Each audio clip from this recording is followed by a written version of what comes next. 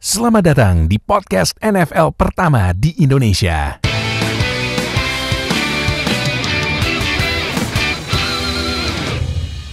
Balik sama gue pada host kalian di Zero Night Podcast. Nah, kemarin udah nonton top 5 tim offensive line musim 2020. Saatnya sekarang kita bahas top 5 offensive line rookie offensive line draft prospect. Buat draft karena kita bentar lagi mau masuk April. Nah, nanti akhir April tanggal 30 sampai tanggal Januari, Februari, Maret, April sampai tanggal 2 Mei draft tuh. Draft itu juga penting, lu harus nonton, jangan lupa match aja karena draft itu bisa menentukan masa depan tim lau, ya kan? Apalagi kalau tiba-tiba tim lo dapet rookie yang bagus, nah siapa tahu dia bakal jadi game changer tuh. Nah, jadi yaudah, sebelum mulai seperti biasa, Si Oka sama si Nuha nggak nonton hari pertama ya? apanya?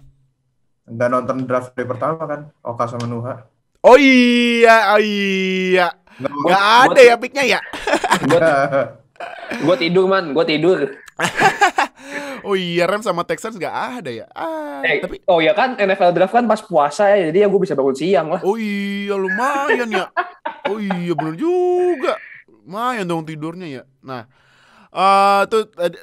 balik lagi seperti biasa sama Julian sama Nuha buat kasih tahu draft prospeknya. Jadi Nuha lagi nggak bisa kamera karena kameranya rusak, jadi nggak apa-apa lah. Yang penting suaranya tetap jernih kan, karena suara adalah kunci. Jadi udah, kayak gitu langsung aja. Kita mulai. Nih kan OL ada tackle, guard sama center. Ini mau gimana? Mau digabung apa per posisi? Digabung aja kali ya biar nggak kelamaan. Ya, digabung aja. Oke, nah. Jadi udah dari Julian dulu. Jul, lo peringkat 5 siapa? OL draft prospect lo. peringkat 5 ya. Kalau gue ada Tevin Jenkins dari Oklahoma State. Oklahoma State, kenapa tuh? Dia posisi apa dulu? Iya. Oh, sorry, ini berarti overall 5 itu 3 posisi ya? Iya, digabung aja biar nggak kelamaan. Okay. Oh, kalau gitu bukan Tevin Jenkins. Oh, siapa? Jadi di nomor 5 gue all line prospect, gue ada ini, dia menurut gue dia bakal mainnya di center di NFL. Oh. Namanya Quinnen Miners. Nah, ini dari apa? Dia dari masuk ke NFL draft ini prospeknya tuh stoknya makin tinggi. Nah, dia tuh mainnya di University of Wisconsin, tapi bukan Madison, University of Wisconsin Whitewater, which is itu dia sekolah Division 3. Nah, jadi dia tuh prospek dari NCAA Division 3. Nah, kenapa dia bisa prospeknya tinggi banget? Gara-gara di Senior Bowl kemarin dia tuh ini kayak performance-nya tuh bagus banget. Kayak pas disuruh match up sama adalah kayak di prospek defensive tackle tahun ini, dia tuh bisa nyaingin mereka gitu. Bahkan ada beberapa play yang kayak dia sampai pancake gitu ngedorongnya. Jadi si Quinn Miners ini dia di college selama ini mainnya jadi offensive guard, di left guard, tapi kayaknya sih dia bakal karirnya tuh bagus sebagai center. Nah, kalau mau lihat konteks, Wisconsin Whitewater ini di Division 3 itu semacam kayak Alabama-nya Division 1 gitu. Alabama-nya Division 3 gitu. Jadi mereka kayak super dominan, yang kayak sering banget menang kayak national championship-nya Division 3. Jadi dia emang sebagai pemain Division 3 tuh talentnya emang tinggi lah gitu. Tapi karena season tahun ini dia karena Division 3 nggak main pas fall season kemarin, jadi ini dia nggak main. Jadi dia akhirnya setahun pas orang-orang yang Division 1 pada main, dia tuh kayak udah getting prepared for the draft gitu, kayak dia workout. Kalau kalian cari di videonya di YouTube, dia tuh ada gitu kayak workout di hutan. Terus kayak belajar blocking sama pohon atau kayak ngangkat pohon gitu, gue lupa. Buset terus dah. juga dia kayak selama ini kan mainnya jadi left guard. Terus dia latihan jadi center sambil kayak belajar snap terus langsung blocking gitu. Dia kayak bikin kayak dari tong sampah terus ditaruh yang kayak papan kayu yang buat masak pizza, itu dia tempel gitu. Terus dia kayak snap gitu. Jadi mesti targetnya kena papan kayu pizzanya itu. snapnya. Jadi kayak ada videonya, dia rekam kayak di GoPro, terus kayak dia ngepost gitu, kayak dia latihan kayak gimana, kalian bisa cari sih di internet. Nah, Tapi si Quinn Miners ini kenapa menurut gue dia bakal bagus sebagai center? Dia tuh very strong, terus juga dia very smart. Kayak dia sebagai pemain tuh di offensive line, dia selalu keep his head up, terus selalu lihat kanan kiri, lihat situasi kayak gimana. Jadi dia bisa ngebaca itu rusher ada di mana aja gitu. Jadi dia bisa tahu pas ganti assignment atau kayak ngeblok ganti blocking ke siapa gitu. Terus juga nih dia tuh atletik banget. Dia di Pro Day-nya dia lari 40 yard dash 4,96. Dan dia offensive lineman, larinya di bawah 5 detik. Bawa di bawah 5 detik. 4,96. Wah, 4,96 detik. loh. Iya, makanya. Jadi dia tuh kalau buat terutama buat run blocking ya, itu bakal bagus banget gitu. Terus juga kalau banyak draft scout gitu bilang dia ini gara-gara latihannya itu, walaupun dia nggak pernah main jadi center sama sekali, dia tuh dari snap terus tangannya langsung ke depan buat block itu cepet banget. Jadi dia nggak bakal kena disadvantage di saat setelah dia block gitu. Dia masih bisa cukup cepat buat taruh tangan dia di depan dia untuk ngeblok rush defensive tackle yang dia bakal hadapin gitu setelah snap bola. Cuman masalahnya dia kan selama ini mainnya di Division 3 ya, jadi dia masih lumayan raw gitu. Karena ya talent level yang dia lawan selama ini yang nggak setinggi prospek-prospek yang lain gitu. Terus juga dia masih ada isu dengan kadang-kadang tuh suka lupain teknik, tapi malah mencoba ngebully lawannya dengan kayak raw strength aja gitu. Jadi akhirnya kalau ketemu defensive tackle yang pintar atau tekniknya bagus, ya dia bisa bisa kayak dilewat dengan gampang gitu. Tapi ya ini sih maksudnya itu hal-hal yang bisa dibenerin lah di level NFL gitu. Tapi ya secara potensial kalau dia bisa di-develop dengan bener, ini sih mungkin levelnya tuh Pro Bowl kan menurut gue. Oke. Dia bakal available lah di mungkin late second round tuh masih available. Makanya gue agak berharap sih kayak dia stay di Wisconsin. Di Packers. Yes. Gantiin Corey Linsley kan. Aduh. Dia bisa center ya. Iya. Buat ini ngasih snap ke Rodgers. Oke. Tapi kalau dia projected kalau kebanyakan mock draft dia projected round berapa? Di round 2 round 3 sih. Round 2 round 3 ya? Iya. Mungkin ya kemungkinan bisa drop di late third round. Tapi ya banyak scout yang naksir sih sama dia, jadi kayak mungkin late second round, mid third round lah. Prediksi gue dia di posisi dia di draft. Oke. Nah, itu peringkat 5-nya Julian. Nah, lu siapa? Peringkat 5 lu. Ini peringkatnya tuh tergantung dari per posisi, kayak misalnya 2 tackle, 2 guard, 1 center, atau gimana? Gabung aja. Oh, gabung aja. Oke. Gua nomor 5, gua ada ya a little bit put a favorite here. Gua bakal taruh Walker Little dari University of Stanford. Kenapa tuh?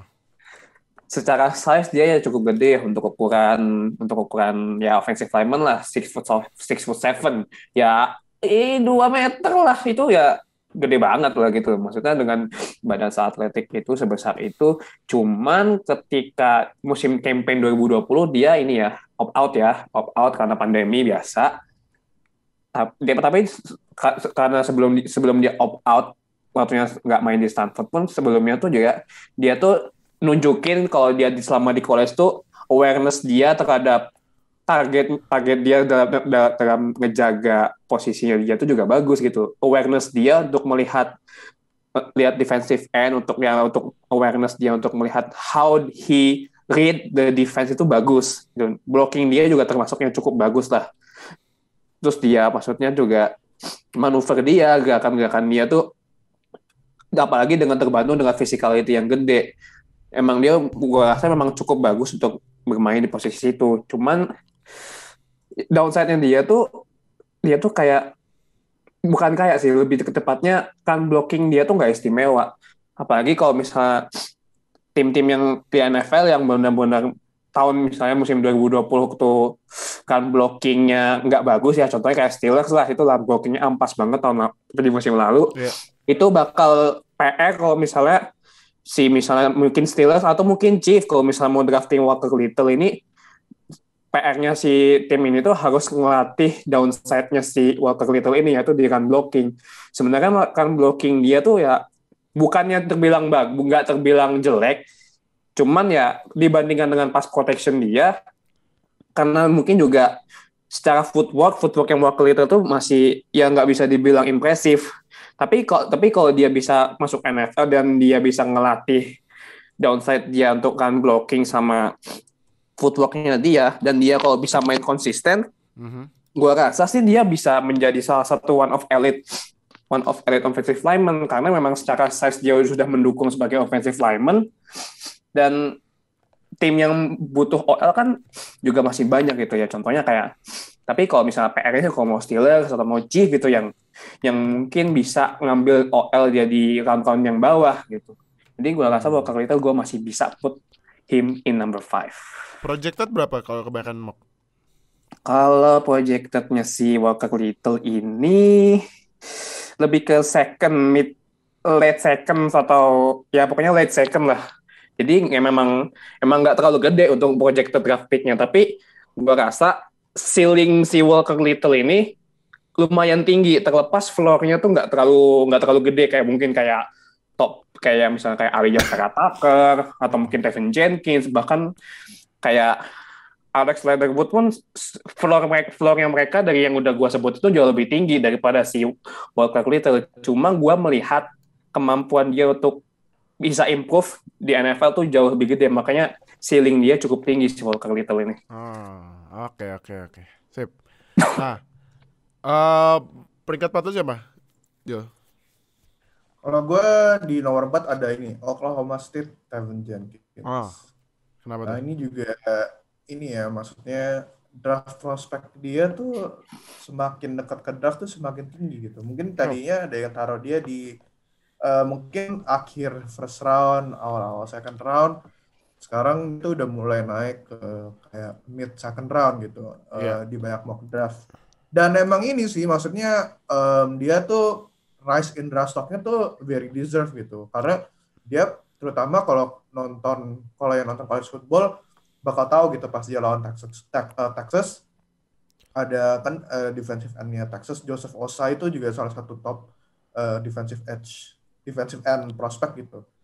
Sama si Tevin Jenkins sih beneran kayak di shutdown gitu, kayak dia beneran nggak bisa ngapa-ngapain, kayak dia mau coba muterin kayak tetap dijagain sama Tevin Jenkins, terus mau coba di power rush juga sama Tevin Jenkins-nya tetap kuat gitu, nggak jatuh atau kedorong ke belakang. Ya itu akhirnya Joseph Ossai malah banyak yang kayak Scott tadinya mau nonton Joseph Ossai malah notice-nya tuh si Tevin Jenkins ya gitu pas lihat tape-nya Joseph Ossai lawan Oklahoma State. Nah si Tevin Jenkins ini tuh dia tuh footwork-nya tuh bagus banget. Jadi dia secara lateral move-nya tuh ini dia makanya bisa keep up dengan curve-nya defensive end gitu. Kan kalau kalian nonton defensive end kan suka larinya kan gini ya. Iya. Nah dia tuh bisa ya.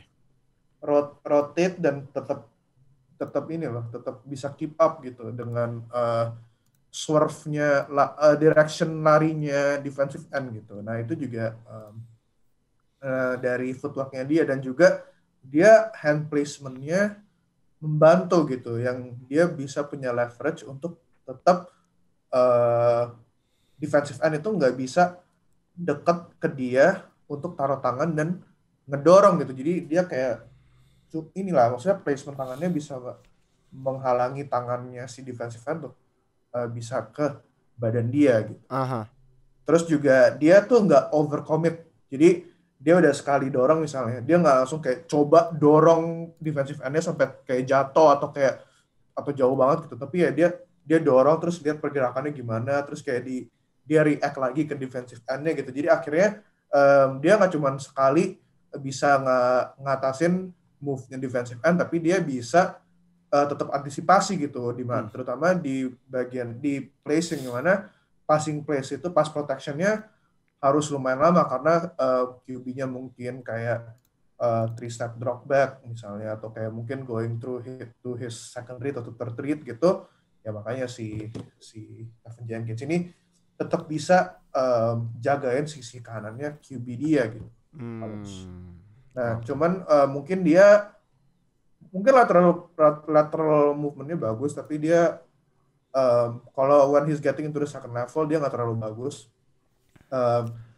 Jadi dia nggak terlalu eksplosif gitu. Jadi kalau disuruh run blocking ke second level mungkin dia nggak terlalu bagus ya, kayak dia susah untuk catch up dengan running back dia gitu. Jadi mungkin nggak terlalu efektif di sana. Makanya ada juga terus one more thing juga, dia arm length-nya itu ada concern gitu. Concern-nya adalah nggak cukup panjang buat jadi NFL level tackle gitu. Makanya ada yang proyeksiin dia di NFL bakal jadi guard. Tapi ya kalau kata itu offensive line coach-nya Patriots, gue lupa deh namanya dia siapa. Tapi dia kan bilang kayak it doesn't matter kayak how long your how fast you are, or like how long your arm length is, as long as you get there first gitu. Yang penting lu bisa paling cepat ke ngeblok defense lawan lu gitu. It doesn't matter kayak lu kesananya dengan lari cepat atau dengan tangan lu yang panjang gitu. Jadi ya, menurut gue tergantung si Tevin Jenkins ini di NFL bakal jadi tackle atau guard gitu. Kalau misalnya the way his team yang ngedraft dia, offensive line coach-nya sama scheme-nya don't mind his lack of arm length, dia main di tackle, ya mungkin aja dia bisa main di tackle gitu. Which is kayak sebenarnya dia main di tackle bakal bagus juga sih dengan physical tools yang dia ada gitu. Cuman ya secara physical mungkin dia lebih better suited as a guard gitu di NFL, di level NFL. Jadi we'll see lah. Tapi ya, still a really good prospect to draft itu. Dan mungkin kayak footwork sama explosiveness dia tuh bisa di-compare ke Tristan Wirfs sama Jedrick Wills dari draft tahun lalu gitu. Kayak mereka secara footwork explosiveness tuh mirip-mirip, sama strength juga mirip-mirip gitu. Cuman ya si Tevin Jenkins ini tangannya aja yang kurang panjang jadi kurang ideal buat jadi tackle. Oke. Nah, lu siapa? Kalau lu? Kalau gue bukan tadinya sih, sorry. Gue mau taruh ini siapa? Jalen Mayfield dari Michigan. Dari Michigan. Michigan, ya. Terus, tapi? Gue pengen taruh Jalen Mayfield di sini karena despite of dia mainnya cuma 3 tahun, tapi walaupun dengan 3 tahun dia bermain kan jatuhnya ya dia konsisten sebagai offensive lineman gitu. Atlet maksudnya dia tuh burst-nya tuh bagus, blocking-an dia juga termasuk yang ya oke lah. Dan dia tuh untuk ukuran offensive lineman dia tuh standing-nya tuh firm gitu. Jadi dia tuh kokoh kalau misalnya dia dijadiin duel, misalnya ya duel sama defensive lineman, dia tuh strength, si Mayfield ini strength. Jadi dia secara decisive blocker juga kan. Jadi dia sama offensive coach-nya si Michigan mau dikasih assignment apapun, dia pun bisa ngejalani tugasnya dia dengan baik gitu. Udah dia mah cepet ya, terus juga awareness dia juga oke. Dan ini yang menurut gue menjadi salah satu kelebihannya si Mayfield. Dia kalau misalnya lagi man to match up sama elite edge rusher college gitu, dia tuh kalau misalnya dia sempat kalah dalam melakukan movement, atau misalnya dia sedikit terlambat untuk counter movementnya defensive edge lah, nah dia tuh buat recovernya tuh cepet. Jadi kalau misalnya kalau defensive end-nya misalnya dia movementnya gocek kanan gocek kiri, nah walaupun si Jalen Mayfield ini mungkin agak lambat dalam respon, tapi dia bisa langsung bisa nge-recover lagi gerakannya dari defensive end. Makanya stok dia tuh cukup tinggi karena kalau duel lawan defensive end dia bisa cepat recover dan agak susah ditembus karena memang untuk ukuran talent NFL yang bisa recover dari gerakan defensive end itu juga nggak banyak talent yang bisa melakukan hal kayak gitu. Ya contohnya kalau misalnya kalau di NFL tuh gue ngelihatnya kayak komparasinya mirip sama Jedrick Wills emang. Jadi dia tangannya tuh bisa bisa cepat. Makanya tadi kan gue bilang kenapa dia bisa recover dari gerakan defensive itu bisa cepat karena dia main di tangannya dia tuh bisa gerakannya cepat walaupun secara footwork. Nah ini juga termasuk downside-nya dia nih. Secara footwork dia tuh nggak bagus-bagus amat ya, biasa aja lah gitu. Karena walaupun dia footwork-nya nggak terlalu bagus, penempatan tangan dia yang dijadiin kelebihannya si Jalen Mayfield ini. Oke lah, footwork nggak terlalu bagus itu, footwork masih bisa dilatih ketika dia udah masuk NFL. Tapi kalau gerakan tangan, itu yang bikin, ya maksudnya lo duel kan sebenarnya, duel lawan defensive end itu kan juga sebenarnya menggunakan tangan untuk ngehalau gerakan defensive end itu sebenarnya menggunakan tangan. Kaki itu cuma ngebantu aja. Nah, makanya Jalen Mayfield ini punya kelebihan yang bisa menutupi kekurangan downside-nya si Jalen Mayfield itu dari footwork-nya dia. Kelebihannya itu gerakan tangannya yang cepat. Jadi untuk secara ini memang talent memang dia cukup tinggi ya, maksudnya ditaruh di beberapa mock draft pun juga bisa di late first round atau bahkan ya late di awal-awal second round gitu. Dan mungkin kalau misalnya dia di draft misalnya kayak di Washington atau Chicago atau ya balik lagi gue harus nyebut Steelers karena memang Steelers memang butuh banget offensive lineman untuk ngejaga band dan bukan lari. Dan ya buat lari khususnya buat run blocking. Dan di episode sebelumnya di Top OL gue kan sempat mention Kevin Dotson itu dia masih punya kekurangan di run protection. Nah, untuk ngebantu buat run game-nya tuh kebuka, gue rasa Steelers kalau misalnya drafting Jalen Mayfield, he could be the best option the best option Steelers get. Apalagi dia kan juga kalau misalnya nanti jatuhnya dia di second round, Steelers masih punya kesempatan untuk ngambil si Jalen Mayfield ini. Dia guard atau tackle sih? Tackle ya? Dia tackle tapi guard juga bisa. Oh, main tuh. Abisnya Steelers left tackle-nya gak ada, si Villanueva-nya mau di siapa tahu bisa Jalen Mayfield ya. Iya, tapi memang Jalen Mayfield memang lebih banyak main di tackle, walaupun sebenarnya guard bisa sih. Oke. Nah, sekarang Jul, top peringkat 3 lu siapa? Peringkat 3 gue, ini sebenarnya gue 3-2-1 tuh bakal ini semua sih, kalau di college mereka mainnya tackle semua gitu. Jadi ya mungkin gue spoiler aja gitu, kayak gak ada Elijah Vera Tucker di top 5 gue, tapi that's not because he's a bad player gitu. Ini gue cuman gue taruh top 5 kayak misalnya Quinn Manners itu gue lebih kayak mau highlight pemain yang mungkin kayak underrated karena dia dari Division 3 kan. Terus juga the rest itu gue taruh di top 5 gue karena potensial mereka tuh tinggi banget sebagai NFL player gitu buat gue.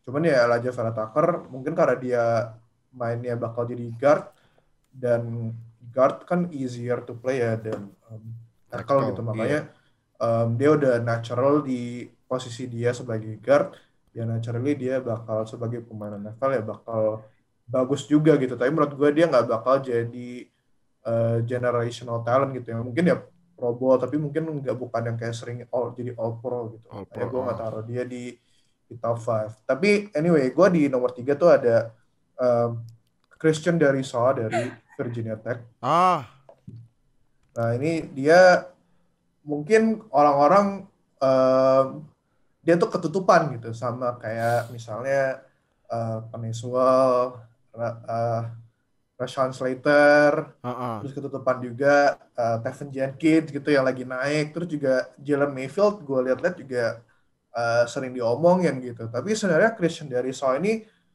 I would say dia inilah di belakangnya si Rashawn Slater sama Peniswell gitu. Dan mungkin kalau kita ngomongin tackle di NFL, Aha. mungkin si Christian Darrisaw ini nomor 2 di belakang Penei Sewell. Oh, nomor 2. I'll tell you why. Bukan Tapi Rashawn ini kita Slater. ya, ntar pas kita ngomongin Rashawn Ah, Slater, oke, boleh. Nah, ini jadi Christian Darrisaw ini dia tuh walaupun tingginya 6'5", Aha. tapi mungkin dia tuh kalau di lapangan kelihatannya lebih pendek dari 6'5" gitu. Tapi kenapa dia projectednya masih sebagai left tackle di NFL? Karena tangan dia tuh panjang. Aha. Jadi cocok untuk jadi left tackle gitu. Aha. Dan dia juga ini lateral movementnya itu very smooth. Jadi dia yang kayak gue tadi mention ya, kalau si Tevin Jenkins kan dia mainnya di right tackle. Nah, kalau si Christian Darrisaw ini dia di left tackle, dan ya ini maksudnya dia tuh bisa ngikutin angle-nya pass rusher dengan gampang gitu. Jadi dia bisa tetap ngejaga supaya pass rusher-nya nggak deket ke dia, dan juga nggak bisa penetrasi lewatin dia untuk get to the quarterback gitu. Terus juga dia karena itu juga jadi jago as a run blocker gitu. Maksudnya dia bisa get his first assignment out of the way. Jadi dia bisa get to the second level, di mana ngebantu runner timnya dia tuh ngeblok gitu. Especially karena Virginia Tech tuh run heavy scheme mereka offense-nya. Nah, si Darrisaw ini juga dia vertical set-nya tuh bagus. Jadi kan kalau offensive line tuh ada tiga ya. Jadi jump set, 45 degree set, sama vertical set gitu.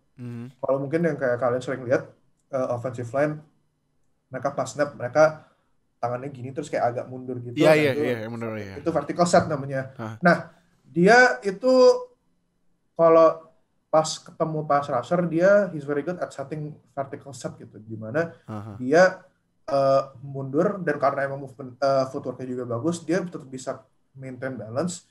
Jadi akhirnya si defensive end ini nggak bisa taruh tangan dia di badannya Christian Darrisaw untuk dapat leverage gitu. Meanwhile si Christian Darrisaw dengan tangan yang panjang bisa gitu taruh tangannya di badannya defensive end. Makanya dia udah base-nya bagus, terus dengan teknik vertical set-nya yang udah bagus, dia bisa get that leverage over pass rusher gitu. Makanya kalau model-model speed to power rushers itu Christian Darrisaw nggak takut lawan mereka gitu, karena ya emang dia udah tekniknya udah bagus untuk ngatasin pemain-pemain yang kayak gitu. Nah, cuman si Darrisaw ini dia tuh he's good at getting to the second level, tapi di second levelnya dia kurang bagus karena dia nggak terlalu eksplosif. Jadi dia pas lari untuk run blockingnya nggak bisa terlalu cepat larinya. Ya, kayak Tevin Jenkins tadi yang gue mention. Jadi ya mungkin the play will get ahead of him gitu before he can block.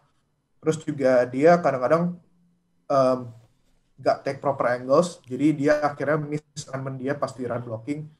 Jadi dia mungkin ya mau ngeblok, tapi lawannya udah mungkin ganti arah atau gimana, jadi akhirnya dia nggak bisa ngeblok properly, atau mungkin miss sama sekali gitu, nggak even pegang siapa-siapa gitu.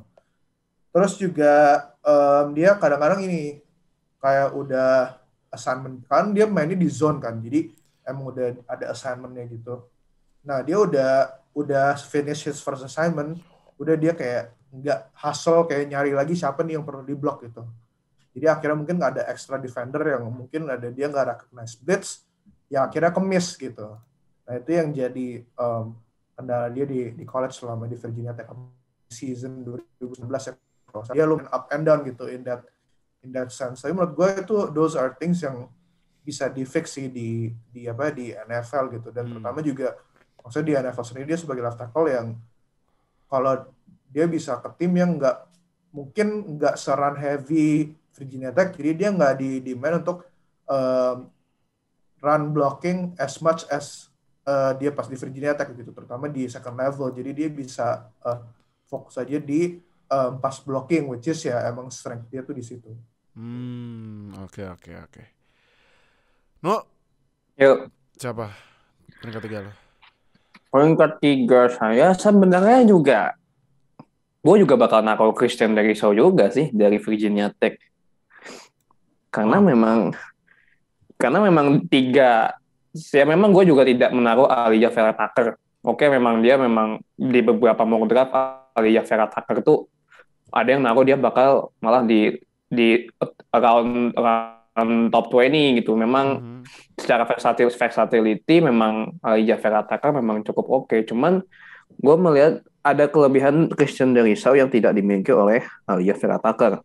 Bahkan head coach-nya si Virginia Tech ini, Justin Fuente tuh bilang kalau misalnya Christian Derisau ini dia tuh punya punya apa tuh dia tuh gerakan badannya tuh fleksibel dan dia tough dan juga dia tuh pintar. Maksudnya pintar di sini dia tuh juga tahu gimana caranya ngebaca defense dari gerakannya defensive lineman, reading defense coverage dari Shaw tuh bagus di situ. Dan apalagi dia salah satu dari prospek yang udah top 3 ini yang punya pass protection yang bagus. Pass protection dia termasuk yang paling bagus di sini. Dan karena pass protection yang bagus itu juga, jadi tuh dia tuh bisa dengan efektif untuk kalau misalnya dia man to man ngelawan pass rusher gitu. Itu tuh si Christian Derisau itu tuh efektif banget untuk ngehalau para defensive rusher, apalagi dia memang bagus di pass blocking. Jadi ketika duel sama defensive end atau defensive pass rusher itu ya dia bisa ngehalau mereka itu dengan cukup bagus. Dan tadi kan juga udah bilang dia tuh hip flexibility-nya, apalagi untuk ukuran pemain kayak offensive tackle itu namanya hip flexibility. Jadi gerakan pinggang itu memang benar-benar penting. Tadi kan Julian udah bilang footwork dia bagus. Nah, footwork dia bagus pun juga terbantu dengan hip flexibility-nya dia. Karena hip flexibility-nya oke, footwork dia bagus, jadi dia tuh gerakannya tuh bisa cepat buat nge-counter gerakan-gerakan dari edge rusher. Dan juga dia akan blockingnya juga bagus gitu. Apalagi kalau misalnya main di outside zone, skema outside zone, yang dimana dia tuh gerakannya tuh bisa agresif. Jadi kalau gerakan ya banyak kan defensive edge rusher itu gimana caranya biar tembus tackle atau offensive tackle itu caranya dia harus gerak agresif. Nah, Christian Derisau itu bisa counter gerakan mereka, gerakan defensive end. Dari beberapa film yang gue lihat, Christian Derisau itu bisa nge-counter itu dengan footwork-nya dia, dengan flexibility-nya dia bagus di situ. Ya tapi karena dia emang dia nunjukin good flexibility in hip-nya dia, tapi dia tuh masih punya bad habit. Ini salah satu downside yang dia menurut gue memang menjadi PR ketika dia harus masuk NFL. Dia tuh punya kebiasaan jelek kalau tackle kan dia kan harus bending ya, istilahnya kata kayak posisi kuda-kuda nih. Kalau misalnya mau nahan posisi kuda-kuda, iya kan, kuda-kuda kan. Betul. Nah, dia itu lebih banyak menggunakan jadi core-nya dia yang dia pakai itu lebih banyak dari pinggangnya bukan dari keninya gitu. Jadi karena dia lebih banyak, maksudnya tuh gini, dia tuh nggak terlalu mengandalkan kakinya dia untuk berdiri, tapi core-nya dia yang dipakai tuh ya lebih daerah waist-nya dia. Jadi hasilnya tadi karena dia nggak terlalu dia tuh nggak terlalu eksplosif gitu. Nggak terlalu eksplosif kalau misalnya udah gerak nih, moving the snap gitu. Kalau misalnya dia man to man lawan tipikal defensive end yang benar-benar mengandalkan speed gitu, yang gerakannya benar speed, si Christian Derisau tuh masih agak kurang untuk nge-handle itu. Walaupun sebenarnya dia bagus di pass protection, cuman ya tadi itu kebiasaan jelek dia itu yang ngebuat nggak terlalu eksplosif buat ngehalau para defensive rusher. Nah, sayangnya juga nih dari Shaw ini juga blocking assignment-nya dia itu masih belum terlalu oke. Jadi kalau misalnya defender itu kalau ngelihat ada celah nih misalnya dari Christian Derisau, si defensive end itu ngelihat ada ada kesempatan untuk masuk gitu. Nah, itu bisa dimasukin lewat situ. Jadi Christian Derisau tuh masih dari cara dia blocking itu masih ada kelemahan yang bisa dilewatin sama defensive rusher. Itu kalau misalnya nggak di-develop dengan baik, itu bakal bahaya sih kalau misalnya dia udah masuk NFL, dia bakal sering banget ditembus karena nanti dia main to man-nya bersama dengan top tier defensive end. Apalagi defensive end zaman sekarang ya model-model kayak Joey Bosa, Bosa Brothers lah contohnya. Itu kan mereka gerakannya cepat. Kalau misalnya nggak cepat buat recover ya udah wassalam, kena situ.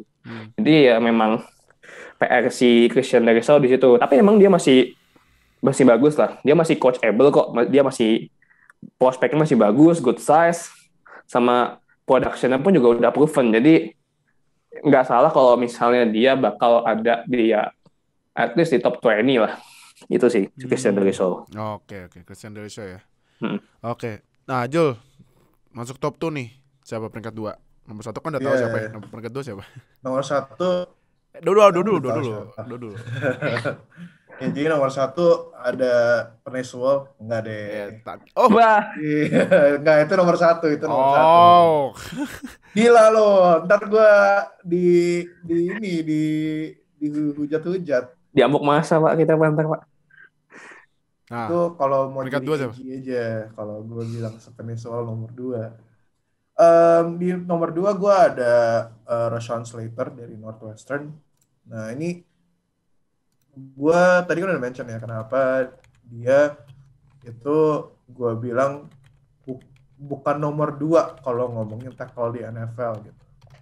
Nah karena si Rashawn Slater ini walaupun dia di college selama ini mainnya jadi tackle, dia pas awal karir di Northwestern dia jadi right tackle, terus di season 2019 itu kayak season junior dia itu dia dipindahin ke left tackle. Nah tapi di season 2020 kemarin ini dia nggak main, dia opt out. Terus juga Big Ten sendiri juga mainnya dikit banget kan karena mereka mulai seasonnya telat.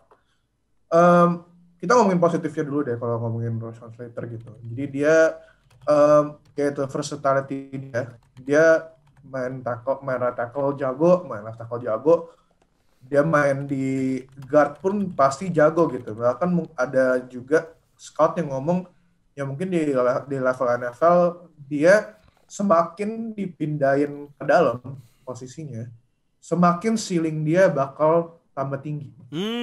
Oke. Jadi ada yang even bilang, yo Slater ini taruh di center aja gitu. He might become an all pro center gitu. Kalau dia ditaruh di center gitu. Tapi ya menurut gue it's a waste to put him di center sih. Jadi dia band dia ngeset kuda-kudanya dia itu bagus banget, makanya dia bisa gain leverage dan susah didorong. Susah didorong dengan itu, maksudnya dia ngeset kuda-kudanya bagus.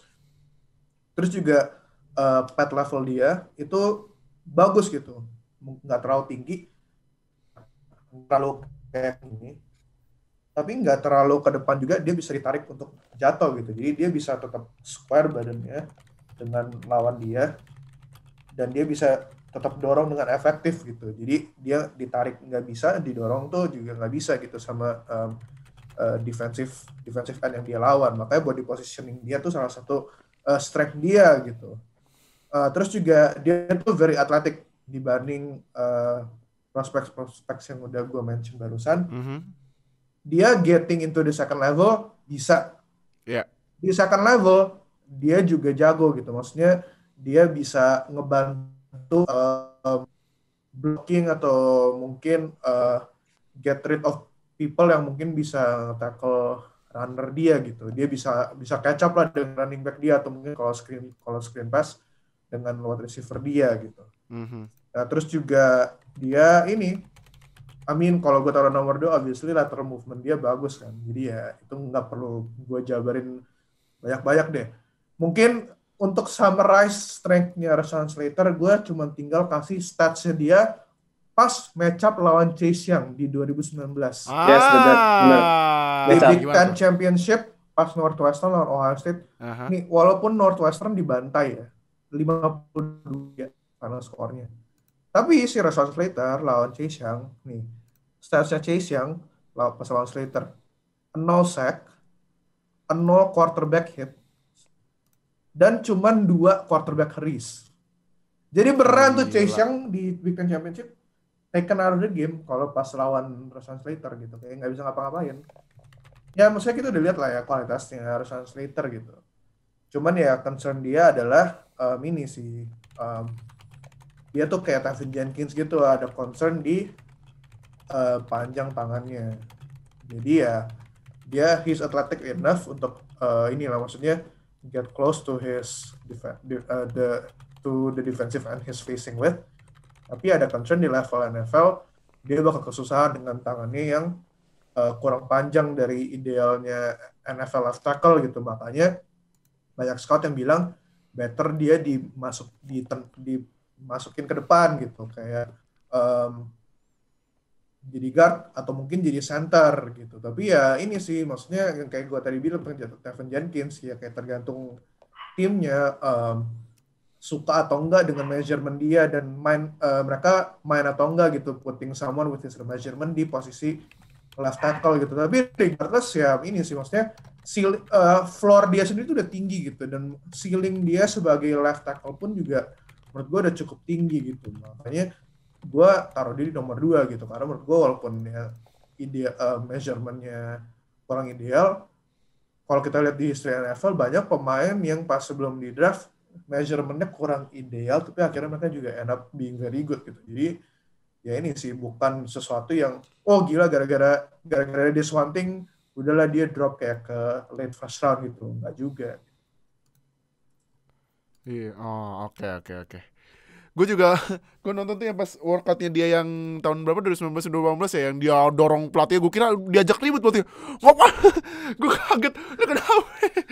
Terus yang sering lately lagi viral juga yang dia squat kayak 600-an pounds ya. Iya, gila. Dan itu videonya di mana-mana tuh. Waktu yang si Rashawn Slater yang udah squat itu tuh videonya ada di Twitter ada, Instagram ada. Iya, makanya tapi yang kocak yang sebelumnya ya, sebelum ngangkat dorong pelatihnya, gue kira pelatihnya mau ditonjok. Itu Lu ngapain lu di belakang gue anjir. Lu siapa? Sama Rashawn Slater atau ada lagi atau mungkin beda? Abisnya ntar ya, gue baru nggak ada yang masukin senternya Mike Jones kemarin ya. Si siapa namanya? Si ini siapa namanya? Siapa? Wyatt Tyler ya. Bukan Alex, sorry. Bukan Alex. Alex Ini Leatherwood. Bukan Alex Leatherwood. Si Landon Dickerson. Iya, Dickerson nggak ada yang masukin. Ya kalau udah disebutin semuanya berarti ya nggak ada dong. Oh, oke. Abisnya kan dia namanya juga ya, walaupun karena jagain Mike Jones sempat di mention, cuman kalau nggak masukin nggak apa-apa. Nah, iya. Tapi kalau di ini kan di episode yang running back atau QB ya, gue mention kayak offensive line-nya Alabama di season kan emang nggak terlalu spesial. Nggak terlalu spesial ya? Iya, memang nggak terlalu spesial. Grade mereka nggak ada yang di first round nih, seingat gue ya. Kalau gue banyak baca mock draft sama denger kayak scout analis gitu, pada ini sih pada kalah. Karena ya ini maksudnya top 3 prospeknya sendiri di posisi tackle terus di posisi guard itu, walaupun mereka bukan dari sekolah Alabama dan mungkin sekolahnya nggak sebagus Alabama gitu achievementnya, dan dua pun juga opt out gitu dari season kemarin ya, mereka emang as a player jauh lebih bagus aja sih dibanding pemain-pemainnya Alabama yang ada gitu di offensive line. Jadi mau gimana sih Kak? Ya karena emang kan kita evaluasi pemain ya bukan timnya. Iya benar. Oke. Lu juga ini nomor 2 Rashawn Slater.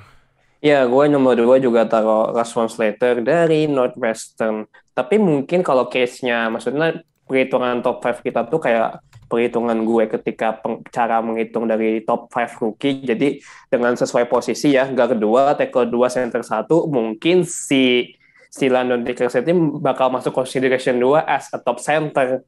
Bisa jadi loh. Karena si Rashawn Slater, ini gue langsung nyambung ke Rashawn Slater nih. Rashawn Slater ini emang dia tuh he could play in all position as offensive lineman gitu, tackle bisa, guard bisa, center bisa. Mungkin karena tadi kan isunya dia juga udah disebut sama Julian, dan ini memang isunya tuh ya memang udah isu downside yang menurut gue emang udah gak bisa diubah lagi. Tangannya pendek. Emang caranya lu memanjangin tangan lu gimana? Atau ditarik dulu gitu, atau misalnya masuk pijat ke erot gitu, Mbak, ini dong panjangin tangan gue dong biar gue bisa main jadi tackle gitu, kayaknya kan nggak mungkin juga gitu. Jadinya banyak scout, banyak NFL tim tuh lebih memandang dia sebagai offensive guard atau enggak menjadi center, karena memang isunya memang kan ada di tangan dia yang pendek. Cuman tadi benar yang dibilang Julian, ability dia sebagai offensive lineman itu udah tergolong mewah. elite lah, luxury banget kalau tim yang ngedraft Rashawn Slater. Jadi itu kayak waste of his talent aja kalau misalnya dimainin di center si Rashawn Slater itu. Dan juga kan bener sih tadi juga case-nya dia man to man lawan Chase yang waktu lawan Ohio State itu bener-bener bikin draft stock dia tuh makin naik. Walaupun dia opt out, tapi kalau misalnya dulu duel lawan Chase yang tadi juga secara statistik udah disebutin sama Julian. Chase yang tahun lalu technically kalau misalnya Joe Burrow nggak main bagus di LSU di final seasonnya dia, mungkin Chase yang bakal diambil nomor 1 as a prospect. Nah, dengan talent sebagus Chase Young dan ditransfer ke NFL menjadi defensive rookie of the year, dan lu ketika match up si Rashawn Slater match up lawan Chase Young nggak berkutik, ya itu udah menjadi sebuah proving point kalau Rashawn Slater tuh sebagus itu gitu. Dia juga, maksudnya dengan Rashawn Slater yang punya catching speed-nya tuh yang terbilang bagus. Dia juga dominating Chase Young, juga maksudnya juga walaupun dengan arm yang limited gitu, dia di pass protection bisa, running protection juga bisa, dan dia sebagai player pun juga intelijen gitu. Jadi buat reading coverage, reading defense movement itu efisien dan smooth. Jadi gue rasa siapa yang bakal nge-pick dia ya? Itu sih yang menjadi Chargers gue. Siapa yang bakal nge-pick dia? Chargers 13 ya. Atau ini 49ers mungkin juga bisa. Chargers iya bisa sih, tapi kalau menurut gue di top 10 ya si top 10 siapa sih? Lions. Tapi kalau iya Lions, tapi mereka nggak terlalu, maksudnya secara mock draft memang nggak banyak concern tentang offensive lineman sih. Jadi ya mungkin bisa jatuh ke mid 10. Tapi memang siapapun yang ngambil Rashawn Slater, karena mungkin kalau misalnya rookie season dia nih nanti nih ketika dia udah main, mungkin kalau dia masih tim NFL ini masih concern dengan angle-nya dia, mungkin bisa ditaruh sebagai offensive guard terlebih dahulu. Gak apa-apa sih menurut gue, ya bisa menjadi learning point dia sebagai rookie di NFL. Tapi gue rasa memang ketika nanti the time is set, dia udah harus main di posisi offensive tackle, karena ya memang as a talent paling komplit di bawah, mungkin bisa dibilang paling komplit ya menurut gue di top 5 gue. Walaupun sebenarnya Penny Sewell dia bagus, tapi ya cuma di in certain position aja. Nah, si Rashawn Slater is more versatile and complete menurut gue sih. Iya. Oke. Nah, dan bentar, potong dikit lagi. Lanjutin. Dan komparasi gue si Rashawn Slater tuh, gue ngeliat kalau misalnya dia bakal jadi top prospect, bakal kayak David Bakhtiari loh. Bagus dia soalnya. David Bakhtiari? Iya. Gue gak setuju sih. Kenapa Jel? Coba. Ya, kenapa? Menurut gue agak beda ya. Ya karena satu ya itu arm length-nya mereka udah beda. Kelihatan sih menurut gue cara main dia gitu. Aha. Walaupun secara teknik mungkin mirip, tapi menurut gue ini sih masih David Bakhtiari masih lebih komplit gitu sebagai tackle gitu. Aha. Karena memang dia prototypical NFL left tackle kan, walaupun Bakhtiari sendiri juga di draftnya bukan di first round gitu dulu, tapi ya menurut gue agak rich sih kalau comparing Rashawn Slater ke David Bakhtiari gitu. Oke. Mungkin gue bahas ya karena gue Green Bay Packers gitu. Oke. Nah, yaudah terakhir Jul, kenapa Penny Sewell? Ya, Penny Sewell ini nggak perlu banyak-banyak ngomong lah, tapi dia sebagai offensive lineman doesn't move like an offensive lineman gitu. Mungkin kalau kalian yang nonton NBA juga bakal melihat dia sebagai mungkin ini ya center yang bisa lari, movementnya tuh juga jago gitu. Siapa ya kalau di NBA ya sekarang ya? Mungkin inilah, ini jadul banget sih referensi, tapi ya kayak agak-agak mirip kayak Shaq gitu lah, Shaq pas awal karir dia. Tapi ya menurut gue inilah, maksudnya the way he runs, kayak Dia di second level itu ini maksudnya blocking tuh nggak kelihatan kayak offensive line yang blocking gitu. He moves ya kayak ada blocker kayak yang gede banget aja gitu. Ada tight end yang segede offensive line gitu yang ngebantu blocking gitu. Dan given that he's a Samoan gitu ya, kita tahu kan kalau di rugby banyak Samoan yang size-nya mirip-mirip dia juga ya lari 80 menit di lapangan gitu. Jadi ya no wonder he can do that gitu. Terus juga dia secara blocker sendiri juga ini maksudnya dia footwork-nya bagus, lateral movement-nya bagus, terus juga dia leverage badannya bagus gitu, kayak susah dipenetrasi, jadi nggak banyak ini ya, maksudnya inilah, I would say is that complete gitu, kayak walaupun dia nggak main di season 2020 ya mungkin kayak development-nya setahun, tapi ya he's still very young gitu, he's only 20 umurnya. Dan menurut gue ya dia ini sih ya he's a very complete player gitu. Dan kekurangan dia juga sebenarnya nggak banyak gitu ya, paling cuman hand placement aja yang kadang-kadang dia masih agak terlalu lebar. Jadi mungkin sama defensive tackle yang swipe move-nya tekniknya bagus, dia masih bisa dilewatin gitu. Tapi ya itu maksudnya something yang dia bisa diajarin lah. Just like itu pun juga nggak sering terjadi gitu ya. Paling kayak mungkin dia lagi kurang konsentrasi aja, jadi hand placement-nya salah gitu. Tapi ya overall there's a reason why he's so hyped up gitu. I think the only thing that's gonna stop him ya injuries. Yes. Yes, pasti. Ya, and kalau dia di draft di Bengals, knowing hokinya Bengals sih, ya semoga nggak terjadi lah, just bakal gitu. Ya ini sih, maksudnya there's a reason why dia dari even before the season start itu orang-orang udah kayak penisual gitu. Emang ya ini emang terbukti gitu. Even kayak head coachnya Oregon, Mario Cristobal bilang ya ini si penisual ini salah satu cornerstone programnya Oregon under Cristobal gitu. Kata Cristobal kalau nggak ada penisual mungkin pekerjaan gue bakal lebih susah gitu pas dia baru mulai di Oregon gitu. Serius? Karena mereka kayak benar. timeline-nya kan agak barengan ya. Pas Willie Taggart cabut ke Florida State, si Cristobal gantiin, itu kayak tahun pertamanya Sewell deh. Atau kayak itu pas Sewell masuk ke Oregon gitu. Jadi timeline mereka inilah mirip gitu pas mulai di Oregonnya. Gitu. Tapi kalau nggak salah Penny Sewell kemarin opt out kan? Iya, opt out. Dia di opt out, nggak main. Berarti kemarin Oregon jelek Pak itu offensive line. Oregon, karena main di Pac-12 ya, jadi Pac-12 tuh start seasonnya tuh lebih lama lagi dibanding lebih pelat mainnya. Lebih telat lagi ya. Nggak banyak sample size.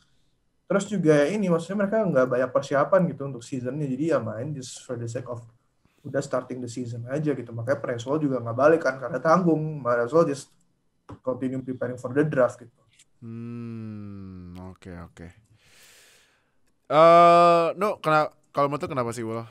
Kalau dari lo? Kalau dari gua mungkin kalau misalnya dari top 5 atau mungkin dari seluruh draft, maksudnya dari seluruh prospek offensive tackle gitu ya, si Penny Sewell tuh bisa dibilang dia ya salah satu top, maksudnya ya generational talent as a tackle gitu loh. Tadi udah banyak sih yang disebutin sama Julian, how he play, how he move, and how he do a blocking. Maksudnya Penny Sewell tuh apalagi yang blocking, yang dia bisa blocking yang keluar dari outside, bisa keluar dari zone, dan sebagai blocking ya lu blocking maksudnya dengan blocking yang bisa blockingan yang lari gitu. Itu kan nggak semua offensive tackle bisa melakukan hal seperti itu gitu loh. Maksudnya dengan badan sebesar itu bisa movement dia atau lateral movement itu bisa secepat itu. Ya itu talent yang sebenarnya untuk prospek bisa dibilang cukup langka gitu. Dan apalagi Penny Sewell juga ya sebenarnya itu juga punya, maksudnya kelebihannya pass protection dia bagus. Tadi kan udah disebutin sama Julian, dia tuh kakinya tuh cepat, quick fit dan impresif gitu. Jadi dia mau gerak kemanapun tergantung dari skemanya Oregon, si Penny Sewell tuh bisa mengikuti itu dengan baik gitu. Jadi ya ini yang drafting si Penny Sewell, he could be your franchise player as offensive tackle for many years to come. Jadi ya ini udah prospek terbaik offensive tackle. Komparasinya kayak tahun lalu ya kayak Tristan Wirfs gitu. Tapi kalau misalnya di tahun lalu kan Tristan Wirfs kan jatuh ya, maksudnya draftnya jatuh ke nomor 13, yang diambil malah Andrew Thomas, kan aneh ya. Cuman kalau gua rasa di draft tahun ini sih Penny Sewell nggak akan jatuh ya, karena dari top 5 tim yang butuh offensive tackle, Bengals yang paling benar-benar butuh offensive tackle sih. Benar-benar ya, they have to protect Joe Burrow in any cost gitu ya. Offensive lineman yang Bengals sudah nggak bisa diharapin lagi, apalagi posisi tackle sih secara keseluruhan, entah itu left tackle atau right tackle-nya si Bengals itu caur banget sih buat ngejaga Burrow tahun lalu. Nah, berarti terakhir deh, kan karena udah top 5 ya. Ya. Berarti fix nih Bengals. Bengals ini apa? Bengals ambil Penny Sewell. Bisa aja ambil Kyle Pitts. Oh. Ya udah sih kan tadi nggak ada kan? Menurut gua nggak ada salahnya loh. Nggak ada salahnya. Apalagi sebenarnya Bengals ini juga masih ada beberapa mock draft yang mungkin bakal ngambil receiver lagi, karena kan mereka juga baru hilang AJ Green kan. Ya yang jatuh paling ya kalau nggak Ja'Marr Chase, Devonta Smith, atau mungkin Jalen Waddle bisa. Tapi kalau in my personal opinion ya, kalau mereka mau ngejaga quarterback mereka yang they so-called franchise quarterback yang di tahun pertama udah langsung jadiin kapten, ya mereka harus ngambil Penny Sewell sih.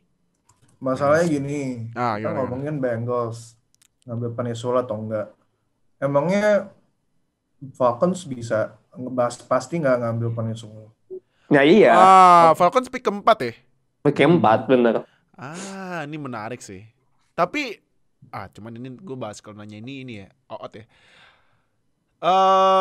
Falcons ambil OL. Bisa jadi ya. Bisa it could be the case, karena memang kan banyak mock draft yang kalau misalnya Falcons tuh bakal ngambil quarterback lah. Pokoknya buat persiapan mereka untuk ngeganti Matt Ryan. Cuman gue ngeliatnya Falcons belum ada kebutuhan untuk mengganti Matt Ryan sih, karena Matt Ryan tuh juga masih capable doing his play. Jadi ya bisa jadi mereka juga ngambil offensive tackle sih. Oke.